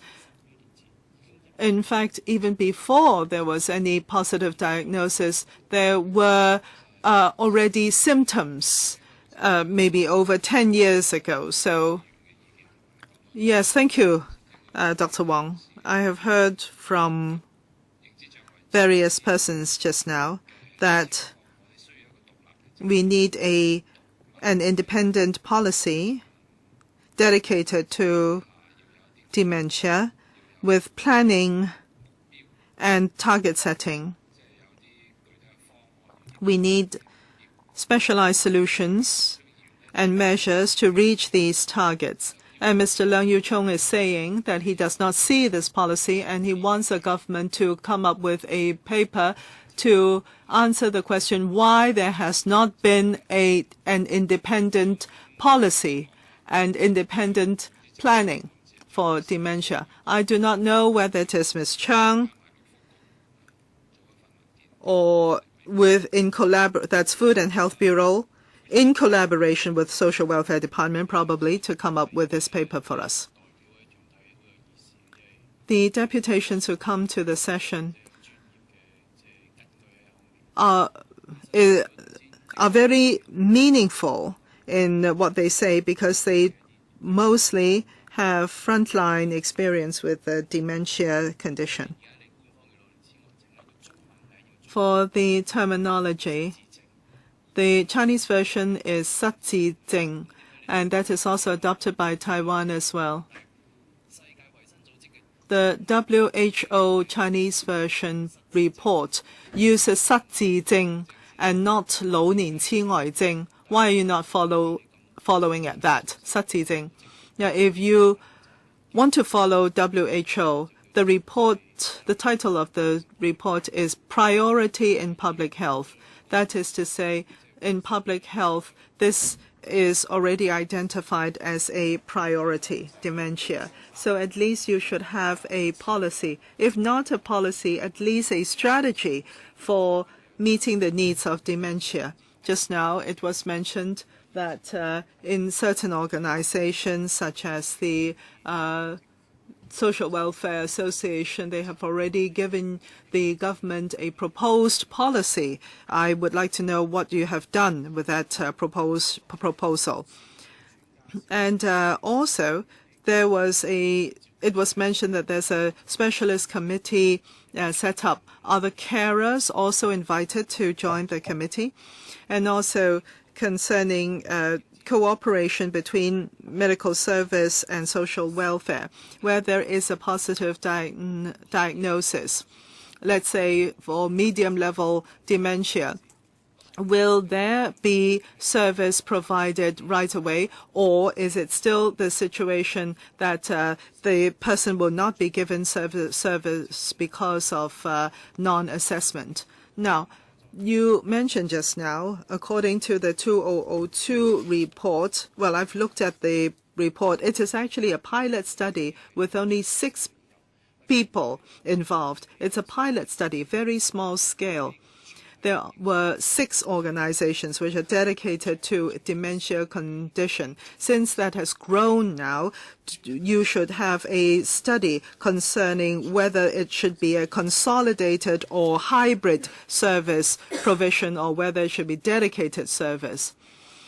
And further on medication, provide a paper perhaps to respond on medication usage. Do some patients have to finance their own medication? Let's say if it were a private practice doctor diagnosis, and the medication from this private practice doctor is very expensive. Does the HA subsidize the sufferers to purchase HA medication or make it free, make the medication free? Finally, you mentioned this subsidy for the carers. I don't think there should be any age limits. But what if a 60-year-old is caring for a 65-year-old?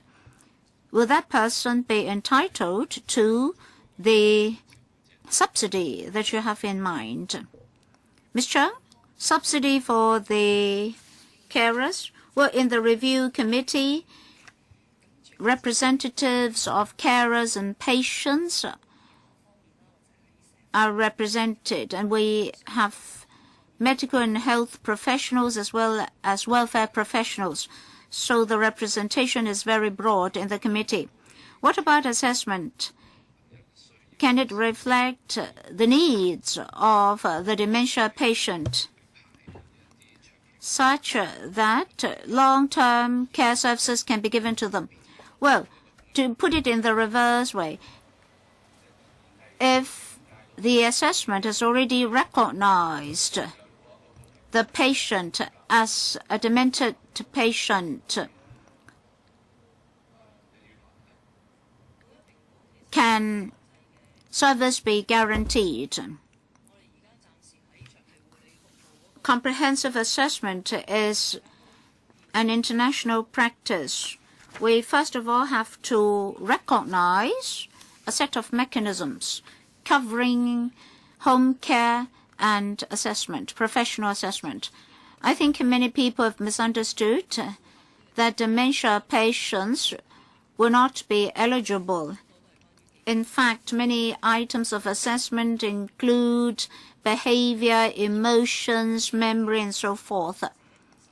All these are related to or similar to the conditions of a dementia patient. For daycare centers and units, many members are actually diagnosed as dementia patients. But I'm not in a position to answer one question. That is, after the HA has recognized dementia, is it that that patient will no longer have to go through this assessment? No, at the moment, the patient still have to go through assessment. What about the 11,000 odd?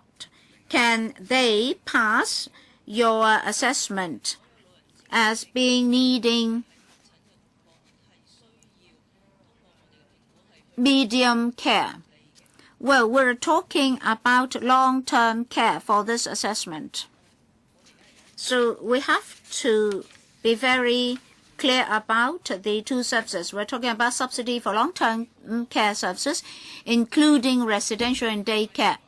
So if a family member deems it necessary to provide the service, he, by all means, should go for assessment.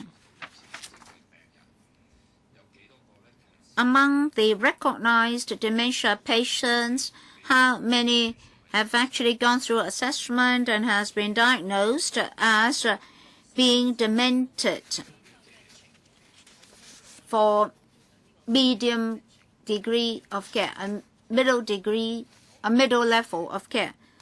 We don't have the details here. Can you obtain the details for us then? Under the hospital authority, do you have any information on this, Dr. Dai?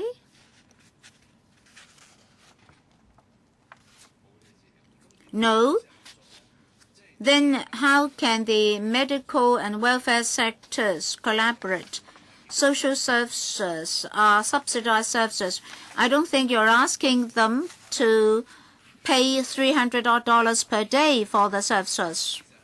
So I'd like to know how the medical sector and the welfare sector can collaborate. Well, they cannot answer the question. We don't have enough time. We have a second round. What about this integrated approach on resource allocation? Do you have a policy or you still keep an open mind? Well, we've always adopted an integrated approach, as we said. Under the integrated approach, we provide targeted services. This is very important. By distributing the supplement to subvented RCHEs and daycare centers, we provide targeted services.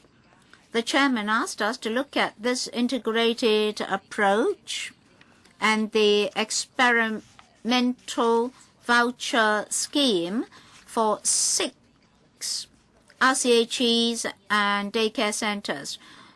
For the time being, we've not thought of such an approach. Given today's views, we'll go back and see whether we have the ability to do so. But you have the ability to study the issue only. Well, we have to talk to the 6 RCHEs first. And even if we are to do that, we have to see what's the best way to do it. So I'm not in a position to answer that question now. Mr. Chairman, what about age limit and medication for the elderly supplement? Well, I cannot give a specific answer now. for the supplement, the subsidy. But for the age limit issue, the most important question is whether or not the carer is capable of taking care of the patient.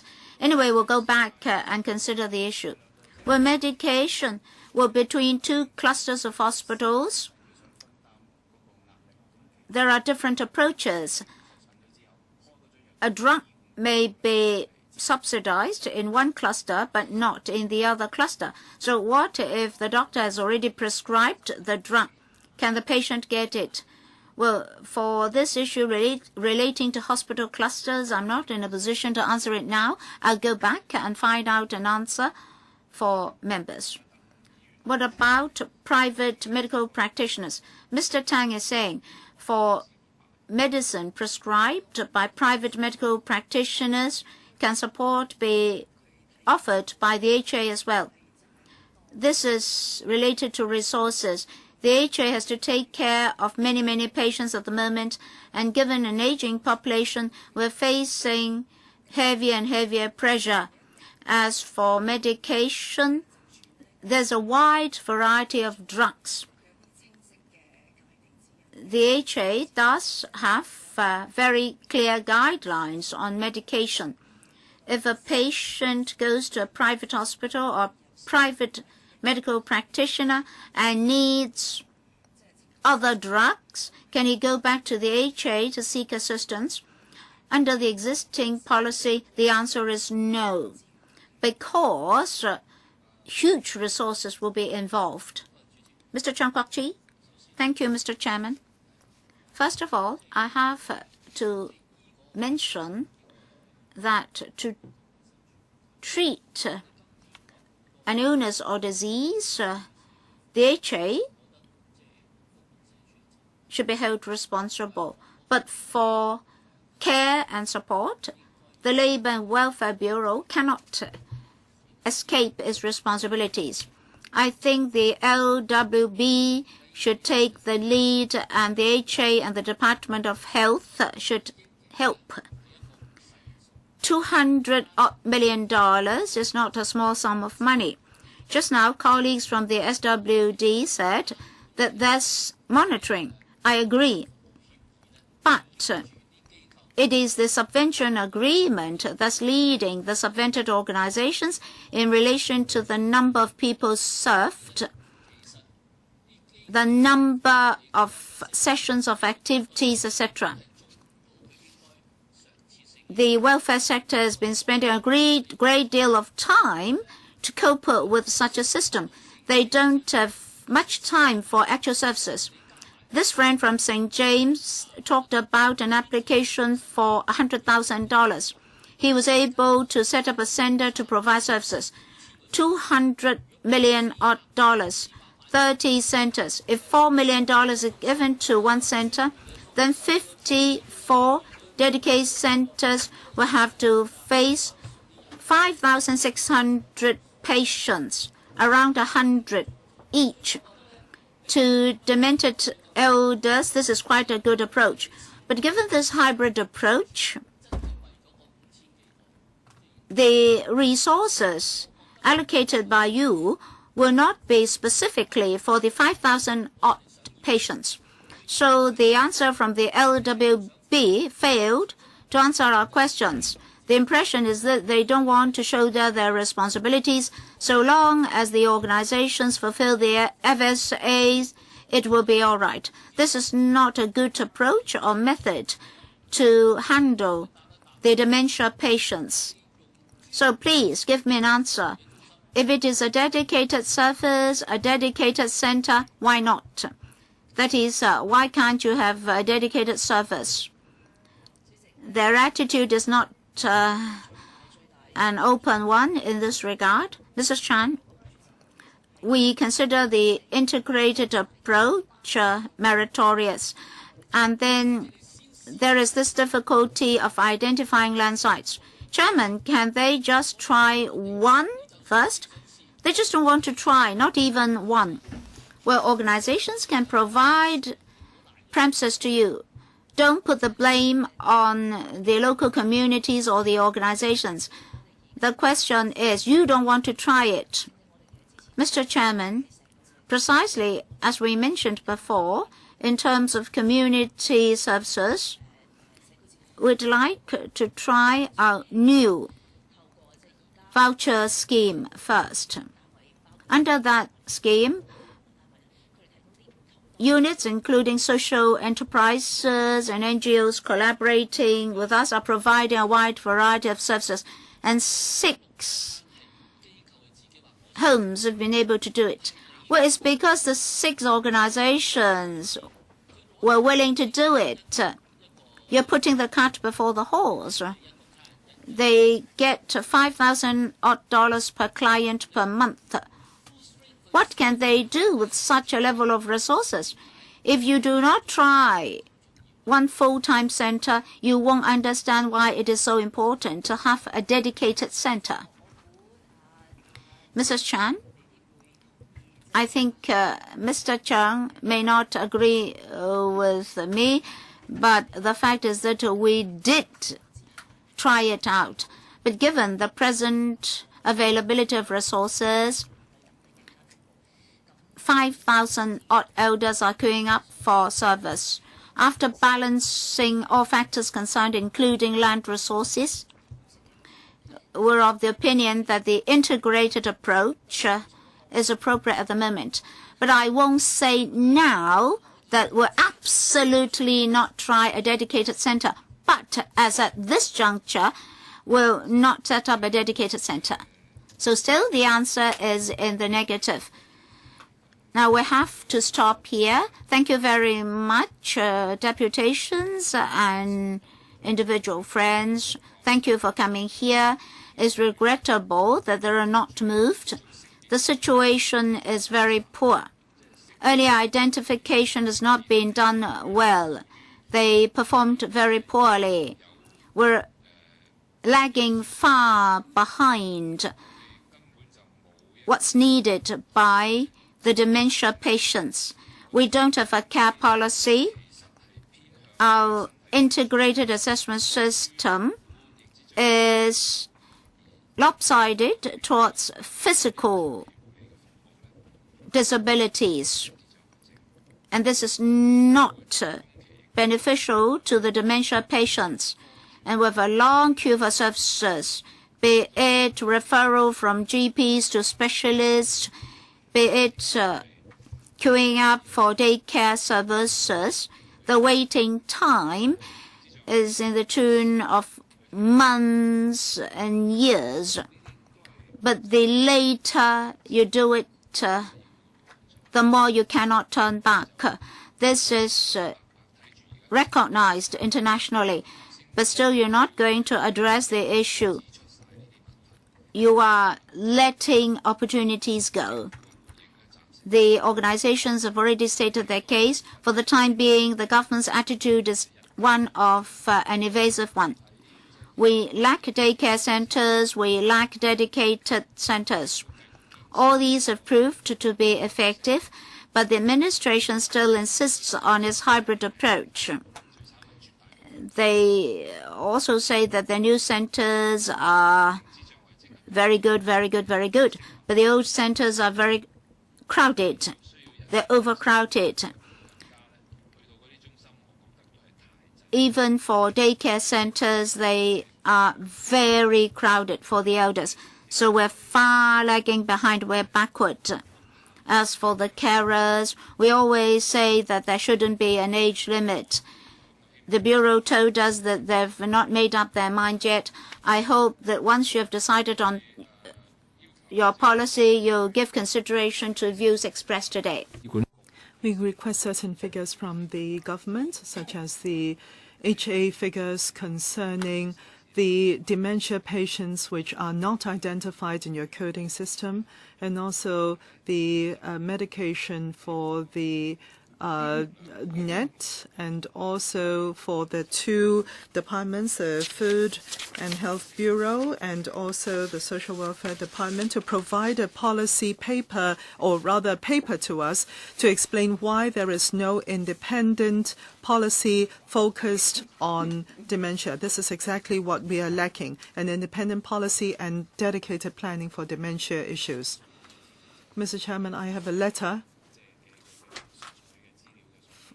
requesting information. I want a written reply from you for the benefit of knowledge of the public and the members. Thank you very much. We close the meeting here.